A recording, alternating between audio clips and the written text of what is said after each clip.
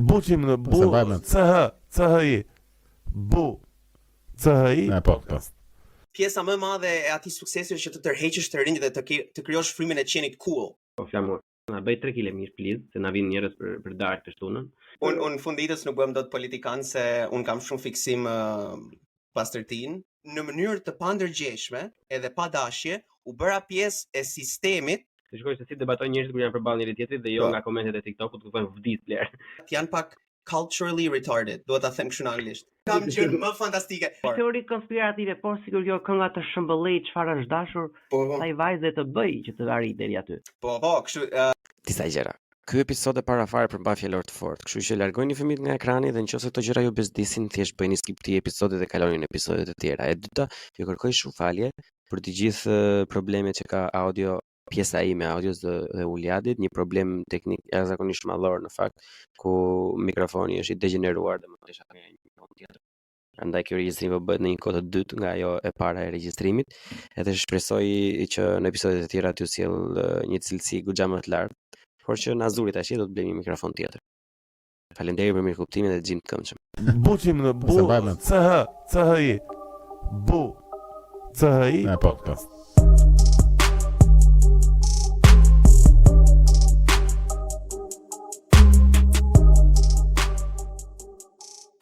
A kemi filluar si jemi në live jemi? Live jemi. Serbi. Gjatë gjithë sa kohë kemi qenë live. Gjatë gjithë sa kohë kemi qenë live, po ne do e presim këto, i presim gjithmonë. Fillojmë direkt, po, okay. Fillojmë nga këtu. 1 2 3 këtu fillojmë. Përshëndetje dashurish, përshëndetje të gjithë llojet e sojet, përshëndetje kriminale dhe kriminale, përshëndetje gjitha kafshëve shtëpiake që hahen nga emigrantët në Amerikë. Përshëndetje të tjerë stufaqe xhinj, stupa xhinj, përshëndetje njerëz me mendim të pavarur, përshëndetje mami, përshëndetje babi, faleminderit që më solli në jetë. Kam Uliadin sot përsëri, edhe shqyqysh në erë dhe përsëri, se na vajti kjo tu na vajti. Mirë si u gjeta, po prisi që të akumuloheshin disa tema për të folur, se si jam mjaftueshëm interesant për të bërë frekuenca të shpeshta. Por unë po flisja me një shokun tim të lagjës para ca kohës dhe po i thosha që shqipe se kam marr Uliadin, do marr Uliadin në episodin që thash, kam një episod me Uliadin dhe ai kishte vajtur te profili jot, edhe kishte në Instagram edhe kishte para ato që kishte pronounce he, him në Instagram domethënë. Edhe më tregoi një mesazh në WhatsApp edhe një voice më tha pyetej një çik Uliadin, tha ke parasysh edhe nuk dia se ti përgjigje, thash më mirë i përgjigjet vetëm ja. Është shoku kështu mashkull mbi 25 deri në 40 vjeç që ka shumicën e personalitetit, avash se do na vinë njerëzit me ngjyrë dhe do na qin grat. Kjo është zakonisht mënyra se si jetojnë njerëzit. I kanë shumë bezdi njerëzit për emrat, edhe kur i vënë edhe kur nuk i vendosin. I vëmë shumë kështu për të si karrem për njerëzit e tillë. Kështu që nëse i ka për përshtypje dhe ka vënduke, ka rënë pjesë, është bërë pjesë e karremit dhe luftës së kulturës. Kështu që e përshëndes shumë. Është bërë një prej tyre tashmë.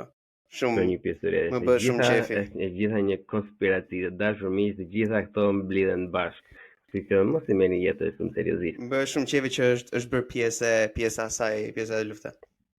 E ça shikon është bën palestër, mundohet që të haj shëndetshëm, shikon video të David Goggins, shikon ato video që është një luan edhe thot kur mos ki frikë për jetën tënde, ardhmja është e jotja.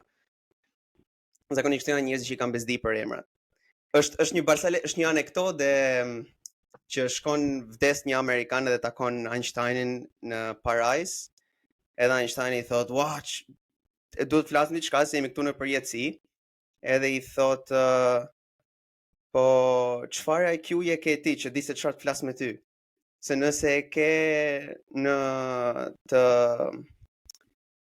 është pak më i thot diçka tipit, nëse e ke mbi 150 më flasim për quantum mechanics. Nëse e ke mes 150 edhe 130, atëherë më flasim pak për inxhinieri, fizik, diçka e tillë. Nëse e ke 130-100 më flasim për gjëra të ndryshme, për jetën, për politikën. Edhe thot jo, ne kam në 100, ashtu i kam patur probleme. Okej, flasim për culture war, pra.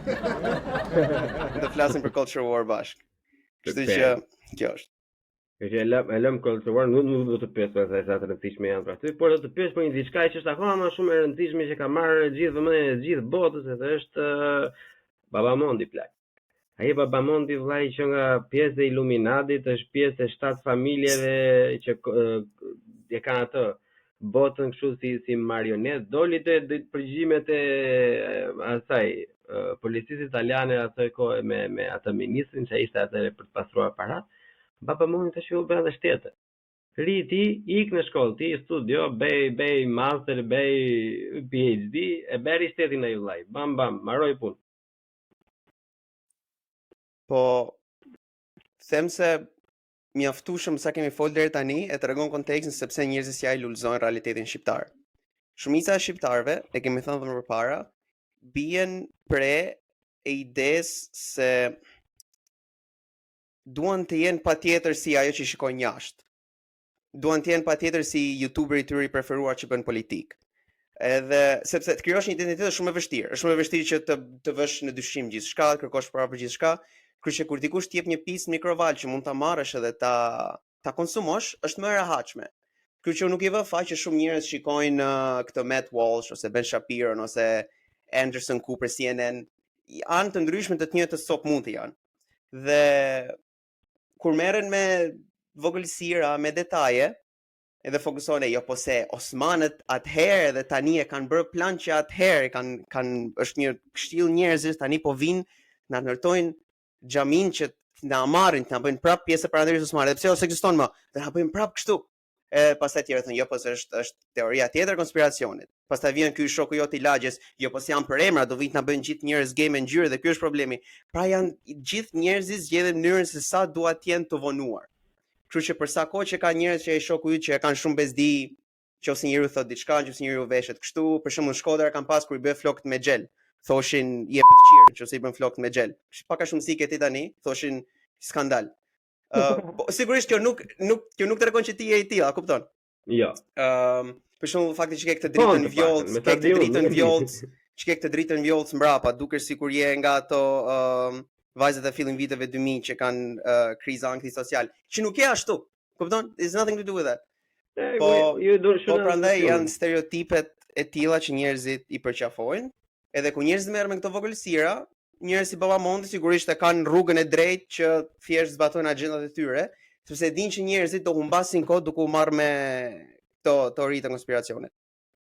Po plak, kam një pyetje domethënë që është një çik më serioze me këto që më the domethënë, se ti thua që si njëri si tjetri janë anë të ndryshme dhe të njëjtës medalje ose të njëjtës monedhe. Jo, cop muti, medalje apo ashtu është thjesht një cop muti e padobishme, që nuk ka asnjë vlerë empirike dhe as shton një vlerë të veçantë përveç se i jep njerëzve të pashkolluar disa mjete retorike që për ndryshe nuk do t'i kishin.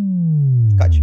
E kuptoj, por meqense janë anë të njëjtës copës muti, siç e the domethënë, çfarë ndryshimi bën nëse i ke apo mos i ke, ose pse do të ekzistojnë diçka si për emra për shembull. E di që nuk doja të futesh në vorbullën e culture war, por vetëm meqense e cilësove ashtu. Është humbje kohe, është po, pse i kam sepse më kushton më pak kohë që ti vendos për emrat aty, sesa mos ti vendos. Është thjesht një opsion, e vendos edhe kaq. Janë për emrat e mi, jam mashkull i bardhë heteroseksual, kjo është jeta ime, ky është identiteti im. S'kam sepse ku është problemi nëse vihen? Jo, më s'është problem, unë thjesht dua të kuptoj anën, domethënë se çfarë mendon ti kam rrapë. Ç'pun kam unë me ta, unë nuk më intereson fare, si më problemi domethënë, por ideja është që unë nuk i kisha në fakt, po më telefonuan ata të Sorosit, edhe më thanë po nuk i vuajnë do ta vrasin familjen. Pikërisht. Edhe prandaj unë duke i politur syt, pra thash se do i polisja syt 2 herë dhe do ta kuptoje ti, po jo, tani mund desh ta tash vet. Ajo, ato janë. I shkrova këtyre, si e ka emrin ai më? Ai që flet teori konspirative, që ka dashur bëhet avokat i popullit. E ke intervistuar ti? Jo më vorrei që intervistoj ti Altin Goxha, po. Nuk më përgjigj edhe mundesh ti ndryshoja për emrat. E kam të lanë në bal. Kam atë, po. Nuk e kam dhënë kaq shumë rëndësi asaj për emrave. Se dija që kur e kam hapur, kur vjet ai opsioni që i bën update, se kur fillova të postoja klipe stand-upi, ti jepet opsioni që are you a business account now? Që you can share comments and stuff. Edhe ajo e ridizenjon komplet profilin, edhe nga Se ajo... nuk e the, did you just assume my account gender? Që jo business account, personal account. Unë jam fluid account. Pse nuk është opsioni fluid account? Fluid account, thora. Për Baba Mondin e kisha. Për Baba Mondin... Edhe për setin e ri Bektashi, domethënë. Qa mendon? Shiko, do tallim bluthëm normalisht gjithmonë, po më thuaj edhe ndonjë gjë interesante kështu. Qa mendon?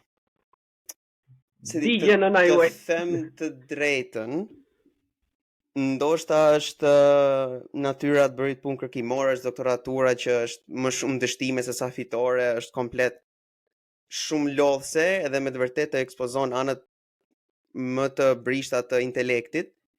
Edhe dashur pa dashur jep një sindroj. Nuk e din që si duhet quhet modesti intelektuale, se në kohët e sot modestia është bërë pjesë e vanitetit, por thjesht t'i jep një lloj pasigurie ose këtë uncertainty, që çfarëdo që thua e di që në mënyrë pedantike mund të bëhet gabim. Edhe prandaj jam përherë edhe më i kujdesshëm në mënyrën se si shfaq opinionet e mia. Jo se kam frikë ose jo se mendoj që liria e fjalës nuk ka vlerë, absolutisht jo. Po thjesht jam përherë edhe më i ndërgjegjshëm se sa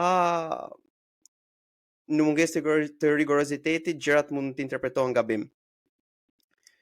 Përsa i përket situatës specifike, unë për shembull nuk jam ekspert fetar, nuk kam bërë shkollë fetare, nuk kam bërë asgjë. Ma aq sa di unë për Islamin dhe si një person i rritur në një familje muslimane, ideja të patur një shtet në vete që është thjesht në stil Vatikani dhe që qëndërson Islamin, nuk është domosdoshmërisht në përputhje me atë që përfaqëson Islami. Kështu që kjo më duk shumë e çuditshme kur e dëgjova, dhe ajo që më jep më shumë ndroj për ta diskutuar më gjatë është se më duket si një taktik shpërqendrimi edhe si një mënyrë për të mos u përqendruar te gjërat që kanë vlerë, siç është rënimi i kulturës shqiptare, mungesa origjinaliteti në çdo gjë që bëjmë, mungesa e prezencës akademike të shqiptarëve brenda dhe jashtë vendit të tyre. Pra, këto janë probleme shumë më të rënda që qeveria është dukshëm e pa aftë për t'i adresuar. Edhe tani duhet që të diskutojmë sepse Shqipëria do ketë 20 km2 shtet në vete, është një broçkull e madhe dhe është edhe antikushtetuese. Edhe thjesht humbja e energjisë për të folur për këtë më duket shumë e pamjaftueshme. Ore, para këta, domethënë qoftë e bëjë se më duhet gjëja më spektakolare fare, të paktën u bëka diçka në Shqipëri, të paktën qoftë e nisin dhe e bëjnë vërtet do ishte shumë spektakël. Domethënë plus Bektashin domethënë nuk është janë fiksi muslimanët sunni që janë shumë predominancë në Shqipëri, domethënë janë e kupton, është Balkan style islam që pin bëjnë e ke parasysh etj. Ata unë të njëjtën gjë si me çdo lloj gjëre të pun kam me ta të bëjnë çfarë duan, domethënë, po unë përputhem me faktin që the ti që kjo është thjesht një cirk i madh, plak, është një cirk. Nuk është se kanë vlerë, çfarë mund të themi ne, me çfarë mund të bëhen njerëzit, siç ndodhej me punën e studentëve në universitet. Folëm sa folëm, u bë sa bën fund ditës u miratua prap ajo, thjesht pak më e shkurtuar, prap do i ndodhi. Që prandaj nuk është se më duket. Mos e humb presën pak atë, kjo nuk ka për të ndodhur, nuk ndodh. E para fare sepse është cirko burr, e kupton, është thjesht për të hequr mendjen nga gjitha problemet serioze që kanë ato, thjesht për të hequr mendjen nga 101 të zeza, nga 101 skandale, domethënë nga 101 gjëra që nuk bëhen. Çdo lloj dite, e kupton, ai hedh një bomb, edhe çdo lloj media filluan me Fevziu, çani, gjej bomb, bum, kape bjera, atë domethënë deri nga 5-6 veta në studio thonin, "Jo, e bën ai vërtet Allah." Si ore bën ai selin aty. Çfarë thoshin për Blendi Fevziun, është akoma ajo që thon, ky Mastrolindo. Ta mama, ajo është nga qëndroi jetë ai politikan i ndjer, edhe ishin komente, nuk vdes do se të bën emision ky Mastrolindo ja. Zot. Sa u mërzita nga ajo vdekje, edhe prap kur lexova atë tha fucking hell. Mirë, të paktën plak dim si të reagojmë bukur edhe në situata të vështira si vdekje. Situata të rënda. Po, okay, se ta mbyllim këtë punën e kësaj. Nuk e kuptoj edhe kjo pjesa, jo po janë si musliman, po mund të pish ashtu. nëse dëshiron të pish dhe je musliman, mund të pish. Ka njerëzit kanë këtë ide në jo, ajo është thjesht për të qartësuar, domethënë që nuk i përputhet doktrinën islamike, domethënë të sunis, janë sekt në vete, prandaj thjesht doja ta qartësoj për ta qenë. Ajo, po thjesht u thini ideja që nuk ke nevojë të ndrosh fen nëse është diçka me fen tënde që nuk je dakord, është kjo ideja se harrova mbata mikrofonin larg. Kjo ideja e fundamentalizmit e diçka që duhet ta ndjekësh sipas gërmës është, si ka thënë Noel Malcolm, janë teori të shekullit 19 dhe 20, janë teori relativisht shumë të vona të qasjes me fen. Dhe prandaj më shumë përshtypje kjo që e ke vënë edhe te sfera e influencerëve shqiptar, sidomos këta me akkaunte anonime. Se këto janë filozofët gjithë Town Square janë zakonisht akkaunte anonime. Dhe të gjithë e kanë këtë, sa marrin vesh që dikush është musliman, hapta si musliman, fillojnë dhe i gjejnë gjëra në veprimtarinë e tyre për thënë, shiko ti nuk je muslimani i devotshëm. Kur këta komplet personalitetet e tyre kanë qenë ateista, jo po feja nuk është mirë. Do të thënë, ti je ateist, po kur një person sillet më shumë si ti edhe më pak si feja vet, ti je sulmon. Pse je ti më mirë tani kur linçon publikisht dikë se sa një personalitet fetar nga këta? Ka shumë që e bëjnë këtë. E kanë fiksim. Askush për shembull është edhe me këto lëvizjet për shembull e kanë fiksim me femrat muslimane sidomos. Askush nuk i shkakton më shumë stres edhe mungesë respekti femrave muslimane, sidomos në Shqipëri, ose ndër njerëz që i shkaktojnë më shumë mungesë respekti, do të flas më superlativa kot, janë pikërisht këta ateistët e hapur që rrinin dhe i masin, që ke muslimanet jo, pse nuk je mbuluar, pra, që ke muslimanet i kështu. Kur në fakt këta janë ata që kundërshtojnë doktrinën e mbulimit si fillim. Kështu që është një sens hipokrizie. Edhe si ti je musliman, si ti je i krishterë, katolik, ortodoks, domethënë, duhet ta dish që nëse del publikisht, domethënë, me fytyrë diku online, domethënë, dhe ke një farë lloj influencë, ke një farë lloj vizibiliteti, sulme do i marrësh nga të gjitha. Ne po përqendrohemi te këta ateistat ose pseudo-ateistat, domethënë, ku mendoj se kjo është një fenomen që ndodh si ti je musliman, si ti je katolik, si ti je ortodoks, nëse ti je virgjeni do jesh, e kupton, në fund, njësoj do jesh në njëri negativ. Nuk e kam për njerëz fetar, e kam për mënyrën si këta ateistat që lexojnë 3-4 paragrafe të një libri të shenjtë, edhe shikojnë 3-4 leksione të Christopher Hitchens, dhe nga ajo mendojnë se kaq mjafton për të kundërshtuar. Po mendoj se kjo është shumë e cekët, është shumë pa lidhje. Po s'mund të, shiko, nuk mund të qerosh si qep ose si banane dikë online nga feja, domethënë se është diçka personale burra, kupton? Në vetëm në qoftë se për shembull ai personi është duke folur aktivisht për ato gjë, qoftë ai është një hoxh, është një predikues, domethënë, atëherë ti nga konteksti i gjës ti je të drejtën të lësh një koment. Nuk je të drejtën të thosh që ti je legend, e kupton? Po ti je të drejtën që të drejtën të thosh ashtu, ti mund ta bësh, jemi në një botë lirë, edhe mund të çash nga Europë. Edhe mund ta kërcënosh, mund të bësh çfarë duash, thjesht do zgjeresh në fat domethënë se çfarë plere je vetë fundamentalisht. Por ideja është që kjo të kapa. E ke parasysh? Është se kështu është për të vërtetë në pjesë. Të kapa. Ja, fix. Është gaçë, është si, shikon nuk je. Po është ndoshta është këndvështrimi im që më duket paradoksale që pikërisht njerëzit që luftojnë fundamentalizmin fetar janë ata që bëjnë analiza pastërtie njerëzve fetar. Edhe ka shumë në online në Shqipëri këtë, ka shumë që janë faqe në për internet edhe në për TikTok, ka shumë që ka dhe disa podcaste që bëjnë të njëjtën gjë, domethënë kur predikon. Se unë jam besimtar vetëm, edhe nuk e diskutoj shumë, ose nuk e mbaj mend herën e fundit që më ta kem diskutuar në podcast sepse nuk është puna e askujt. E parasysh? Edhe ideja tani që ti, kur shikon që është kaq gjë e keqe, ti je një ateist që mendon që besimi në një fe, në një religjion ose në një zot apo në një doktrinë, në një kult, ti si ateist ose si ta persona që ne flasin, ti këtë gjë e konsideron si një sëmundje të madhe që dëmton njerëzimin dhe dëmton atë individin. Edhe thua që po në katolicizëm nuk do të bësh këtë, të ndalohet kjo, të ndalohet ajo. Po Islami është me shumë turpe, me shaming etj.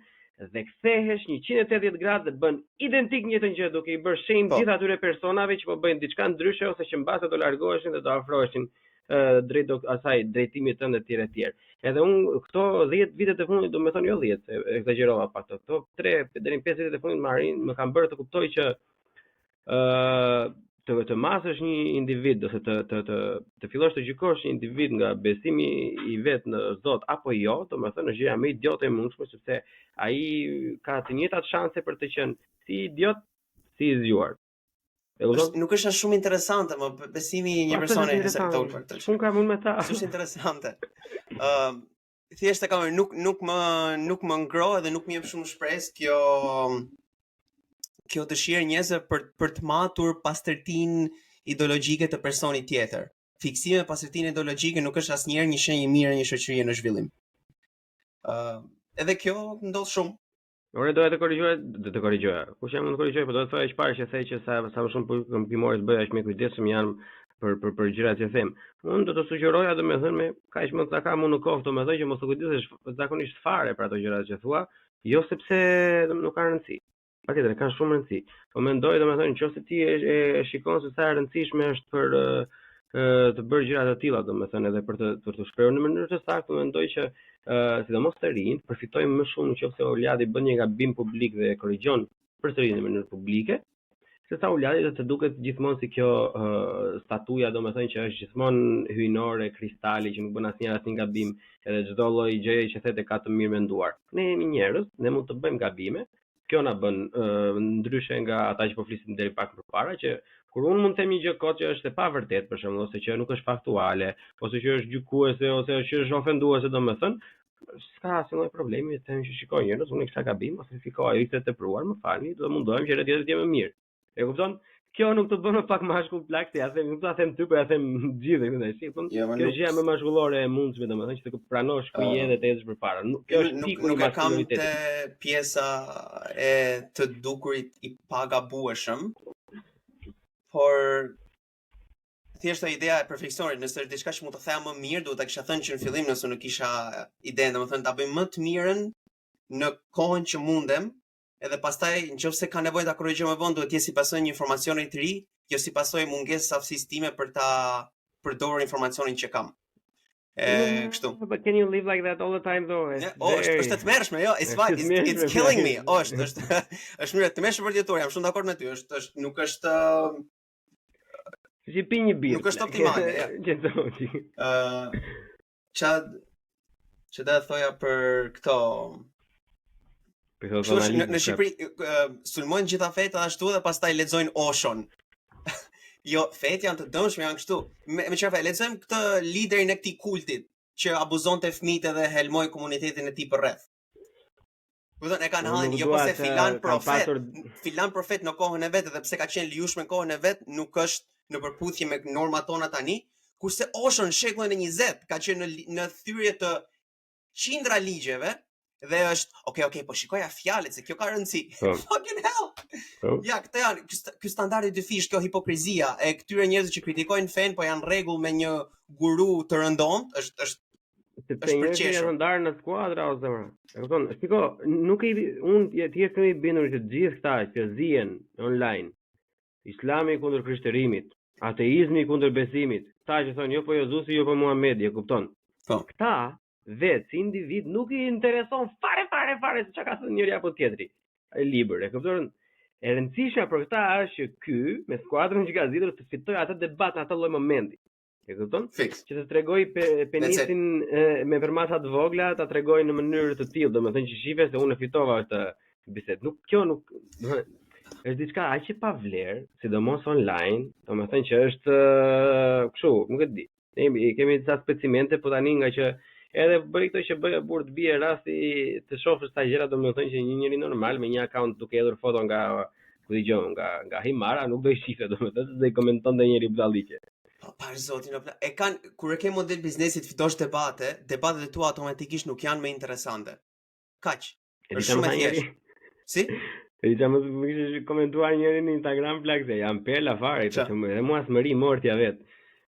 Po shikoja edhe thishte njëri, po ishte edhe një nga ato videot, një nga ato xhaxhat që dalin për studiot televizive që thoshte unë shikoj çfarë të lagja ime që janë djem të rinj që nuk lexojnë edhe kanë vetëm to, edhe më komenton njëri poshtë, po pse ti mendon se janë ndryshe nga ata?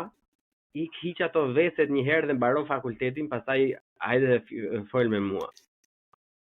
Edhe unë was like, wait a minute, kush është kjo valla?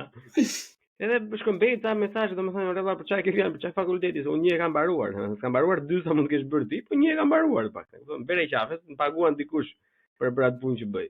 Nuk jam keq, domethënë nuk qahem. Sa ishi vetë se pse del me cigare ti. Edhe ata kalamajt që merr ti në për intervista ose njerëz të parëndësishëm e tjerë. Po pishi se jam sa shpejt vetë futa uljat, pastaj kërkoj se tipin e kishte Instagramin, kishte Instagram se nuk do ta them emrin se nuk dua të bëhem nga ata që i bën kështu shaming publik. Dhe i futën pastaj në emër mbi emër, e kontrolloj në Facebook. Tipi plako kishte një foto me nënën në kopertinë, një foto me gruan në foto profili, edhe në feed postime kishte të gjitha postimet e Edi Ramës pa koment fare, plak vetëm repost. Do të ishin një 300 top një Ramas tjetër. Edhe mua atë thjesht më erdhi keq, edhe ura në gjunjë, bëra një dua për atë, edhe vazhdova me jetën time, domethënë, nuk ta jam pela por. Kështu është. Se flisim për Ocean, do ta përmend këtë në diskursin publik, që të jetë kështu sepse mund t'i ngeli hadhe disa njerëz, po është e rëndësishme. Më mirë zgjedh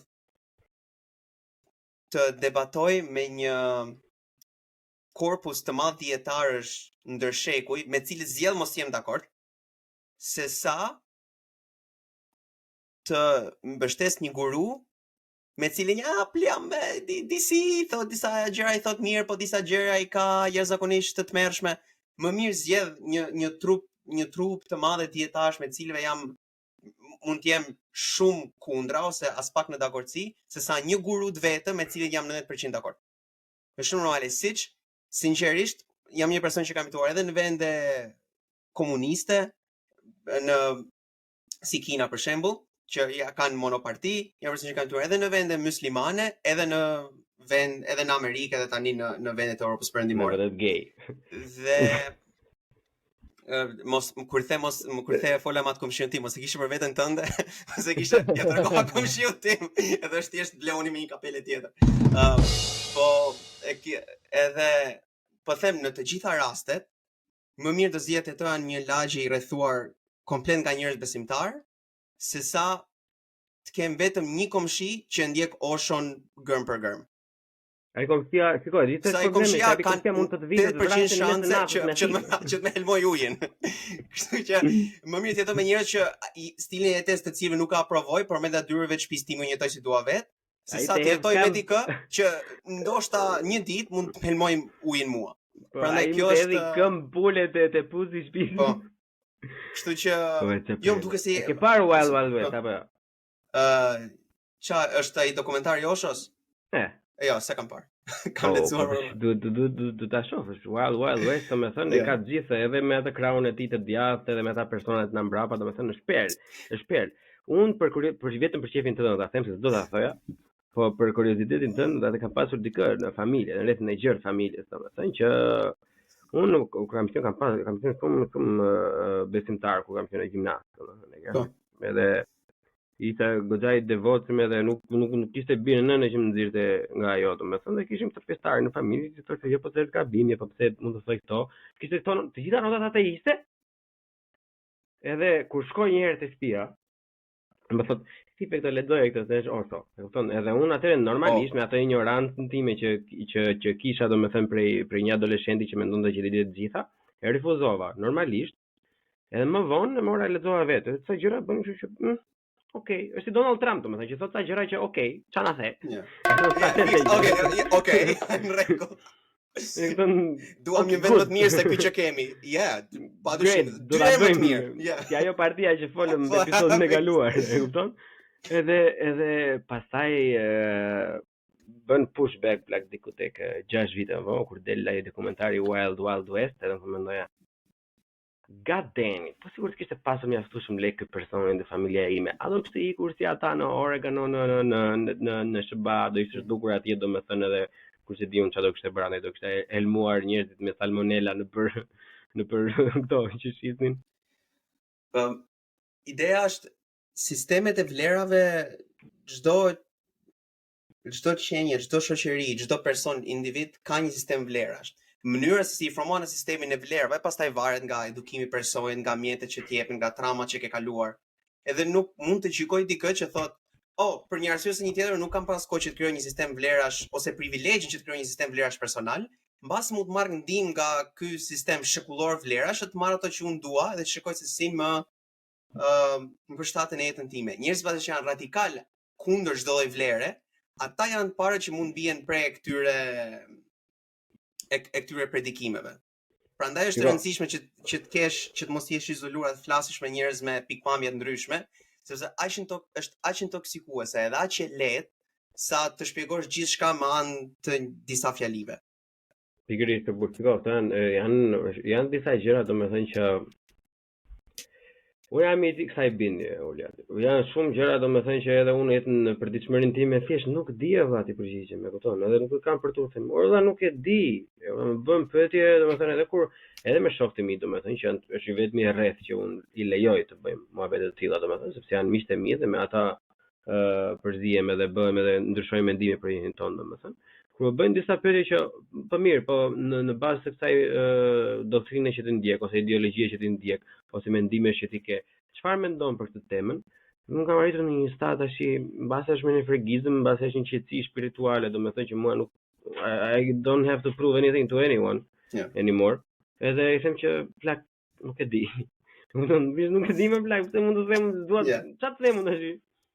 Se di, kismet. Qofim, mbase do ta di një ditë, mbase do ta di asnjëherë, por deri atëherë, dashur miq, bashkëmirëpafshim edhe. Dashur miq, bashkëmirëpafshim. Nuk di, sa shumë po them atë, se kam pas këtë më parë. Je një çik I ngurt sot më duket se edhe je një çik kështu I ngarkuar nga të gjitha këto situata që seci mirë. Është di unë miku, nuk është e vështirë të jetosh në 2024, edhe të jesh shqiptar edhe të kesh të gjitha këto gjërat me njëra tjetrën që të vërviten në kokë edhe duke lidhur me këtë pavarësisht para se ka të tjerë, unë për herë të parë një time të dashur miq të buçi podcast për parë një time unë kam këto shënime sot. E kupton? Po, era e parë në historinë e buçi podcast që unë mbaj shënime. Gjithsesi, një gjë të lidhur. Është një podcast I Ezra Klein, ja për ta lidhur për këtë pjesën Ezra Klein fton një autor, është New York Times, është podcast New York Times. Super pretentious. Edhe it's not even a good podcast, po ky episodi është I mirë, edhe fton një eksperte të attention, të vëmendjes nga pikpamja psikologjike, jo pikpamja e vëmendjes në AI, po pikpamja e vëmendjes në aspektin psikologjik dhe thot statistikisht duke shpresuar që dhënat e saj janë të sakta dhe me integritet shkencor, statistikisht njerëzit që reportojnë kështu burnout, kohë gjata që nuk flenë mirë, që janë të lodhur dhe stresuar, në pyetjet që përgjigjen kualitative janë më cinik. Pra shkakton cinicizëm, burnout, lodhja nervore, automatikisht I bën njerëzit më cinik ndaj gjërave që s'kan lidhje me përditshmërinë e tyre. Ora, fuck off. Vigëlla. Këtë e kam vënë re edhe vet. Edhe kjo ndikon në vendimet që marr, ashtu shoh që horizonti shkurtohet, pesimizmi rritet. Është thjesht pjesë e lojës nervore dhe jeta në pjesën artistike, në pjesën e stand-up comedy, domethënë, në pjesën në të gjithë burimin artistik. Thjesht kam shumë muaj që s'bëj më stand-up, kështu ndikon. Ndikon që nuk bëj më. Ky është ndikim. Po ka dhe arsye të tjera. Mbas unë flasim pak më vonë se stand-up comedy edhe stadet edhe bëri stand-up comedy në Angli kundër SBA-s, se janë disa dallime shumë të rëndësishme. Po që kjo është. Ta përmend më vonë këtë, por që disa të lidhja unë domethënë me shkrimin në këtë pjesë është këtu pak gri e podcastit domethënë. Si fikon këtë bullizimin online domethënë, se unë kam një tipo blaq, e kupton që bravo të qoftë dhe parafare sa konsistent je me gjithë ato accounte që ke hapur, se unë e dalloj se janë njëjtat çakaqe gjithkohës, domethënë njëjtat tallibesit, njëjtat sarjet dhe njëjtat formatit domethënë. Por unë ndryshe nga të tjerët nuk them që uljat, hajde të marrim një parullë dhe të dalim se po më bullizojnë, thjesht të bëj blok. Aty mbaroj një filmi. Është literalisht një sekond larg. Por që kohët e fundit më ka bërë të mendoj se kam parë disa gjëra të tjera që prapë do të diskutoj me ty. Edhe mendoj që se një këto që janë të vegjël, zakonisht adoleshentë dhe gjëra të tjera, domethënë, mbase edhe krijon një farë lloj varësie ndaj këtyre emocioneve negative, domethënë, në vend që ti bëjmë blok, ajo vëmendja edhe pse është kaq toksike, domethënë, mbase i pëlqen deri diku edhe fut në atë vorbull pastaj që mund të shkaktojë edhe probleme të mëtejshme. Ke pas në një kështu tip përvoje, domethënë, ose histori të dëgjuar nga rreth i afërt, domethënë që mund ta kesh kuptuar mirë. Për bullizimin në përgjithësi apo për bullizimin, trolling këto gjëra. Si e kam vënë re është sikur i jep njerëzve vetë besim kur bullizojnë dikë. Është si pasiguritë e tyre i shfaqin duke goditur aspekte tjera të personit që sulmojnë. Po, 99% rasteve, po. Ajo që kam vënë është shqiptarët njëherë kanë shumë më të rëndë dhe shumë më të theksuar. Raste më të mëdha qoftë bullizimit, qoftë mesazheve toksike i kanë patur prej shqiptarëve. Edhe rastet që di më shumë janë gjitha shumica shqiptare. Është pjesa vendit vogël, pjesa që e kemi thënë ajo, edhe do vazhdo ta them sepse nuk përmirëson situata, trashëgimia e pashqyrtuar komuniste është shumë prezente. Aq shumë sa kanë të burgosur politik që janë grevurie sot. Sot në këtë vit ka akoma të burgosur politik që janë në grevurie. Është në Instagram. Është e tmerrshme. Pra kemi akoma një shoqëri që në mënyrën se si organizon qoftë intelektin e vet, qoftë akademitë e veta, qoftë jetën e përditshme, është thellësisht komuniste dhe shkëputur nga komplet e shkuara e saj para 45-s. Gjithçka që shqiptarët e mësojnë, identitetin se si shikojnë personin tjetër, është ku ka qenë familja jote në luftën e dytë botërore, si janë ashtu, edhe çfarë ka ndodhur më vonë. Edhe është një mënyrë që nga mënyra si e matim suksesin, që sukses quhet vetëm kur je rritur me dhë në mal, edhe pastaj ke pasur sukses. Gjithçka tjetër ke qenë armik i popullit, ke shfrytzuar dikë që ka arritur suksesin. Nëse s'ke qenë me dhë në mal, çdo histori suksesi është e gabuar. Pra jemi dashur pa dashur armiq më të mëdhenj vetes tonë, të njëri tjetrit. Shikoj se ka dalë dhe kjo moda tjetër që është në krahasimisht, duhet ta cilësoj këtë. Krahasimisht është shumë herë më e vogël në masë se sa ajo që rast që përmendet ti, domethënë, por ka dalë dhe një nga të tjera tash që thonë që unë jam fëmia i përndjekurve apo kam pasur gjyshin kundër luftës që e ka vrarë, kanë çuar. Si më ke dalë fix. Edhe kjo është unë jam demokrat i lind, unë jam i destinuar. Edhe unë them me nder muhabetit na plasi garë. Po kjo se sheh. Tu ke dal bravo, këtu ke dal shumë mirë se kam filluar përdorin. Po shajm në televizor, janë rritur brezyn edhe kanë mësuar it's grifting. Nuk ka fjalë Po plak, e kam pasur gjyshin e shpak. Më vjen shumë keq për gjyshin tënd, valla. Çfarë të bëj unë që ke pasur? Më vjen shumë keq. Do ta mos të kishte ndodhur. E preferuara ime është kur thon kështu pastaj zbulon që në fakt gjyshi ka qenë edhe ai me komunistat, po thjesht i humbi. Po thjesht nuk ishte mjaftuar shumë, e kupton edhe kur mjaftonte më. Gjyshim. Wow, dha e mrok me mrena. Gjyshim kemi qenë familje përndjekur, po si ndodhi? Po ja ne jetonim në blok. Edhe gjërat në blok. Pas ndryshoni se ishte kështu si këto Gilmore Girls, e ke parasysh? Po pra, okay, e kuptova, është si Gossip Girl, si ajo Blake Lively. Ai karakteri Blake Lively. Ne jetonim kështu faktikisht në blok, ne po gjërat nuk na ecën mirë, pastaj na u desh të u futën në burg. Po do të gjithësisht aq i mirë ai bloku që vajte në semë. Nuk ishte. Ja, për shembull, është ideja grifter, nuk ka përkthim, se është ideja që grifter është kur merr gjërat të vogla edhe i shfrytëzon për të bërë content për vete, pastaj është si një shushuin kulturore. Edhe këta njerëz e kanë marrë vesh që tani ka dalë në modë që duhet ta vëmë duke vuajtje ndaj komunizmit, vuajtje këto gjëra, edhe janë bërë shushunia dhe e gjejnë tani e bëjnë pjesë të brandit të tyre, kur nuk ka domosdoshmërisht substancë. Edhe ky është problem, edhe vërtet shumë që e the këtë, sepse e kanë vënë që e përdorin njerëzit. Je duke folur me dikë dhe thot, po mirë, mund thuash ti kështu, po ta dish ti çka ka kaluar gjyshi im, edhe në momentin që ti thua atë, s'mund flas më me ty. Në momentin që ti përdor vuajtjen e gjyshit tënd në burg, që është një gjë e tmerrshme. E di si është kjo plagësia të kur na thoshin mami që nuk haje drekën thoshte po janë ta kalamajt në Afrikë që nuk kanë asgjë për të ngrënë. Kemë parasysh? Okej, tani do ha, tash do ha gjithë bin do ha tash. Duhet ta shqyrtojmë trashëgimimin komunist, siç kemi thënë ne në çdo bisedë, siç duhet të bëjmë në çdo bisedë, siç është aq e dukshme në mënyrën si e marrim suksesin, në mënyrën si diskutojmë, në mënyrën si bëjmë reformën e drejtësisë.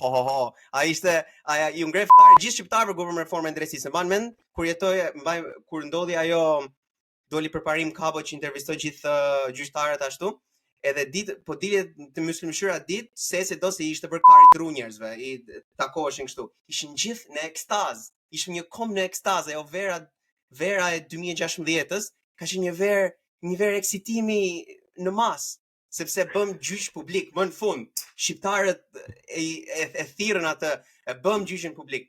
E sigurisht e bëm në mënyrë shqiptare të mushme pyetjet kopjuara nga Oxfordi, pyetje që s'kan lidhje fare me sistemin e drejtësisë shqiptare, thjesht se ai intervistuesi që ishte për punësuar nga partia ju duk seksi, edhe për atë foli. Kështu që e kemi këtë trashëgimin e pashqyrtuar komuniste, edhe do flas tani, po dua të t'jap shumë të drejtë për atë që the se ka njerëz që çdo debat konstruktiv e dhjejnë ja bëjnë mutin përsipër duke përmendur vuajtjet e kushëririt tyre ose të dikujt ashtu.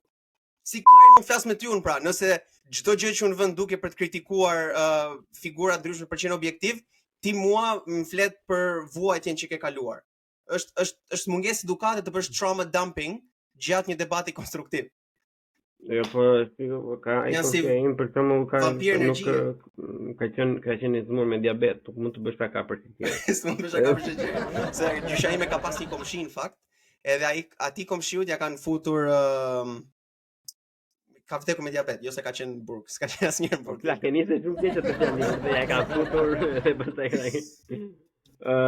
Ore, e di pse jam i ngarkuar nga këto pjesën sepse po shikoja edhe para ca kohësh, dje pas dite, po shikoja ato, njeh ato si YouTube series Middle Ground. E kam pak parasysh, por nuk e ndjek rregullisht. Okej. Ta shpjegoj me fjalë shkurtra, domethënë që të jap pa kontekst. Se po mendoja edhe që mund të bëhet një super comedy bit nga ajo mendimi atje. Atje për shembull, këto që pash unë unë pash dy seriale, pash burrat fit kundër burrave të shëndosh, edhe gratë fit dhe kundër grave të shëndosha. Okej. Domethënë edhe kemi që këto Middle Ground ishte mirë, kështu se për gjithë ata që kanë qef culture war edhe që zihen me njëri tjetrin online, domethënë është mirë të shikojnë një gjë të tillë, të shikojnë se si debatojnë njerëzit kur janë përballë njëri tjetrit dhe jo nga komentet e TikTokut ku thonë vdis bler. Edhe tani po diskutonin gjatë gjithë kohës plako edhe është fiksa, është shumë qesharake dhe komike, por si e shkruar në një skenar ndryshimi mes grave dhe meshkujve plak. Edhe grave ishin në gjithë kohë. Shika se unë nuk dua që ndonjëherë këtu nga ju vetëm dihet keq, por unë mendoj që juve të gjitha e keni në dorën tuaj dhe mund ta ndryshoni. Throwback tek ajo pjesa e meshkujt. You are a piece of shit, you need to go to the gym. Fuck off. Edhe ishte pothuajse e skriptuar, domethënë ishte goxha argëtuese për mua se unë nuk i marr këto gjëra seriozisht. Edhe po mendoja me veten time domethënë, por në çfarë vendi jetojnë domethënë që ky është një lloj showi. Ky është një lloj showi domethënë edhe kemi arritur në ato lloj pike, si ja shpjegon ti këtë dikujt që jeton në një fshat të Afrikës. Shive, të ke qenë xhaxhi, do të vë titrat, edhe këta njerëzit kanë ngrënë shumë. Edhe tani duan të gjejnë mënyra se si këto që kanë ngrënë ti heqin përsëri. Amerikanët janë pak edhe që në universitetet e tyre elitare edhe deri në fshatrat janë pak culturally retarded, duhet ta them kështu në anglisht. Janë kulturalisht vonuar, jo në kuptimin e keq të fjalës, se nuk ka asgjë të keq. Me mendore. Janë, ashtu është mënyra se si e shikojnë, sidomos nëse janë të shkolluar mirë dhe në familje të klasës mesme dhe sipër, aq më tepër e shfaqin ignorancën.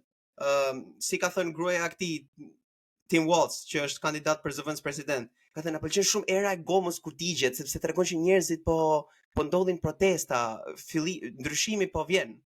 Ajo është era kancerogjene. Si të pëlqen era e pra janë kupton është thjesht një vonesë kulturore. Po vjen, thjesht ndryshimi. Po vjen ndryshimi, po, thjesht është një substanca kancerogjene, po çohen në atmosferën e qytetit ku ti jeton, po është era e fillimit, është kupton, thonë gjëra komplet pa lidhje.